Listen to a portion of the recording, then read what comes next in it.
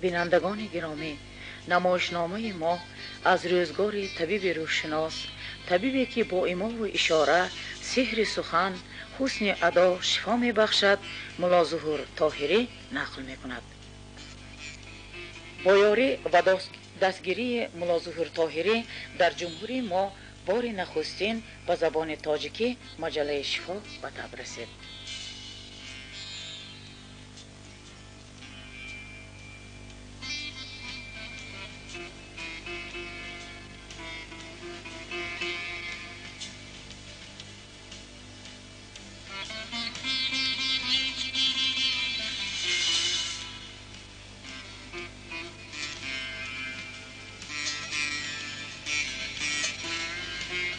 خرسند بخش است که امروز ها مردم دیار عزیز ما صاحب یک دسترس، صاحب مجله شفا گردیدند.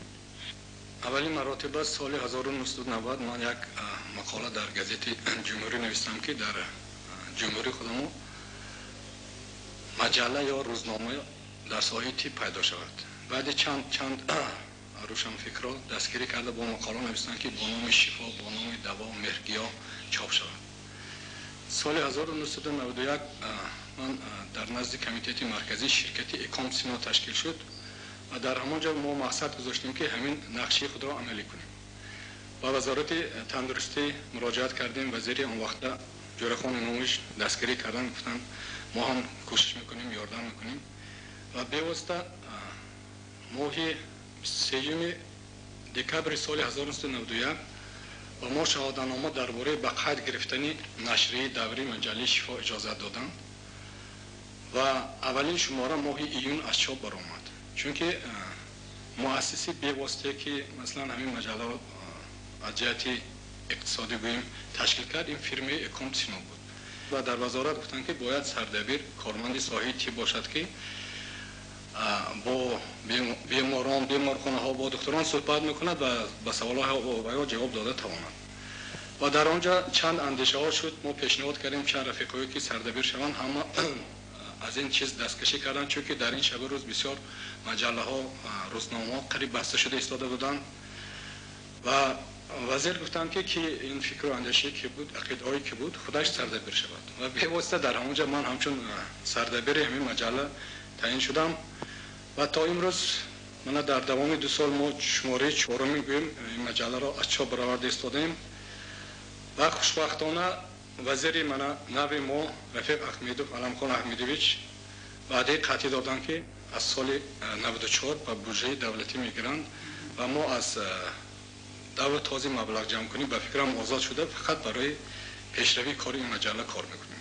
خوشبختانه این مجله نه اینکه در جمهوری ما، بیرون از جمهوری ما که در آنجا تاجیک زبان ها زندگانی میکنن، از آن جمله من در نزد شما ایستاده است، از سمرقند، از بخارا، از چرچیف، از دیگر جمهوری ها با ما مکتوب نوشته چه خیلی عبور شوند، چه خیلی مثلا این مجله را دستگیری کنند، گفته نوشته ایستادن. ملا ظهور طاهری به گپناس و طبابت به واسطه تلقین هنوز در دوره دانشجو بودنش میل پیدا کرده بود و تا امروز او در این ساحه دائما زحمت میکشد و مهارت خود را صیقل میدهد.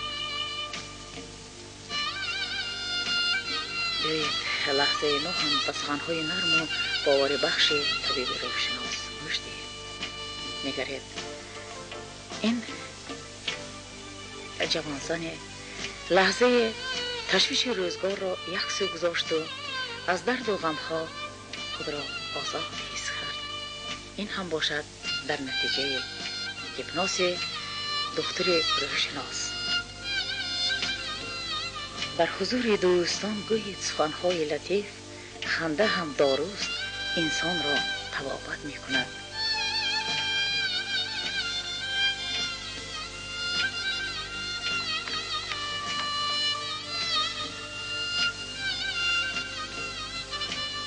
در این درمانگاه مزاجان را بیشتر با اصول سوزنزنی شفا می بخشند. در این ساحه استاد نیز شاگردانی زیادی دارد. ببخشید مسئولین، شما این بیمار را از کدام کسلی مراجعه کرده استادید؟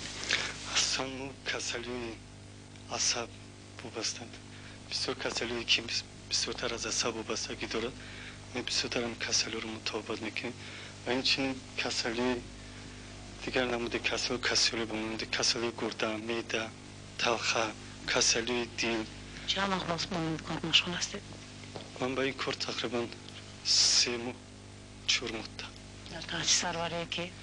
برابری استاد نوزدار تویری. مگر چنین معالجه به داروی درمان امکان پذیر است؟ انا با این سوالها روشنی انداختن ما قرار دادیم که با دکتر روحشناس مؤلف چندین کتاب‌های علمی از جمله نوای دل، اسرار عائله داری، مؤلف مجموعه شعرهای نوسفر، چیرقلم ملا ظهور طاهری صحبت آراسته کنیم.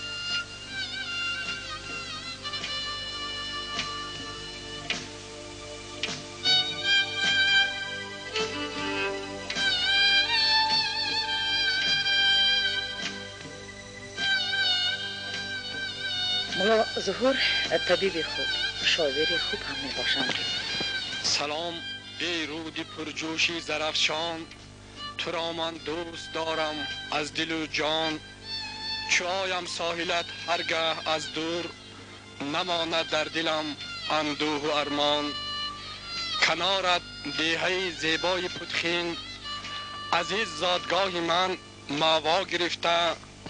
خیالم دیهی خردی عزیزم، همه زیبایی دنیا گرفته. با هر جا باشم از دور از دیارم، زرفشان را چو مادر دوست دارم. به نزد دیه و بر نزد مادر، من از روی صداقت سجده آرم.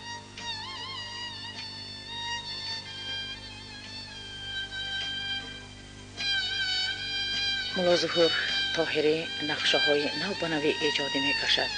مهارت خود را در این جاده صیقل می دهد. امید است که او در ساحه روحشناسی باز یک صحیفه نوی مهارت هنری خود را زم می سازد.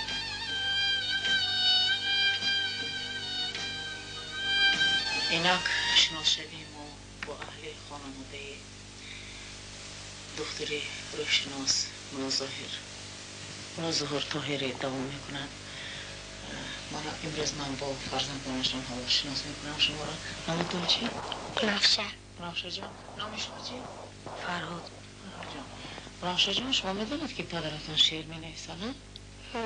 کدام شعر پدرتان شما از یاد حاضر خوانده میدید؟ افتخار. در کوچه قطار آدمان بسیار، برخی از آنها از کار بیزار. گشتن کوچه مثل سگ بچه، عادت بشده است و این کتچه. در دست سگار بیکار شعار، در پیش برش تکمه ها قطار. او خانه بیزار، او مردم آزار. گشتن کوچه به او افتخار. کدام کنکورس به اشتراک کرده چی؟ خانجای سنم. جای چنده نصیب شد؟ دیگم.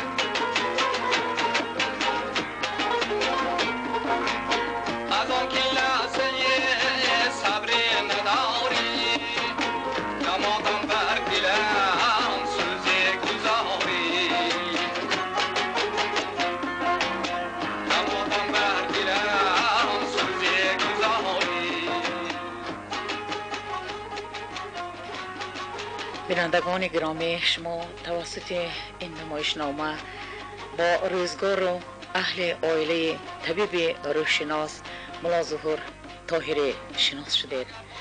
ما با اخلاصمندان این طبیب شناخته تاجیک هماغوش شده آبادی روزگار، موفقیت کار و به اهل خانهشان آبادی روزگار را تمنا داریم.